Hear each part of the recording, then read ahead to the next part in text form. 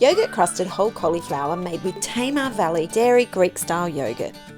To get started, preheat the oven to 210 degrees Celsius and line the baking tray with baking paper. To par-cook the cauliflower, place it in a large saucepan covered with cold water. Place over a high heat and bring to a boil. Reduce the heat to medium and simmer for 8 minutes or until the cauliflower is just tender. While the cauliflower is cooking, make the yogurt mixture for the crust. Mix together Tamar Valley dairy Greek-style yogurt, tahini and maple syrup. Season with some salt. Reserve about a third of the mixture in a small bowl for serving. Then add garlic, turmeric, paprika and cumin to the remaining yogurt mixture. Stir well. Drain the cauliflower and refresh under cold water.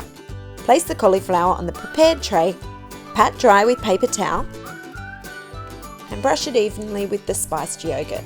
Bake for 25 to 30 minutes or until the cauliflower is tender and a golden crust has formed on the outside. While the cauliflower is baking, cook the quinoa in a large saucepan of boiling water for about 12 minutes or until tender. Drain well, set aside to cool and stir occasionally. And add pine nuts, chopped coriander and pomegranate seeds. Season with salt and pepper and stir to combine. Place the quinoa mixture in a shallow serving bowl and top with the cauliflower.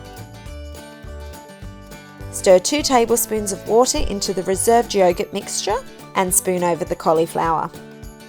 Sprinkle with some more toasted pine nuts, coriander leaves and pomegranate seeds. With its simple spice crust made with thick and creamy Tamar Valley dairy Greek-style yogurt, this cauliflower dish makes a delicious vegetarian meal. For more vegetarian recipes, head to our playlist here, and to make sure you don't miss out on any of our videos, click here to subscribe.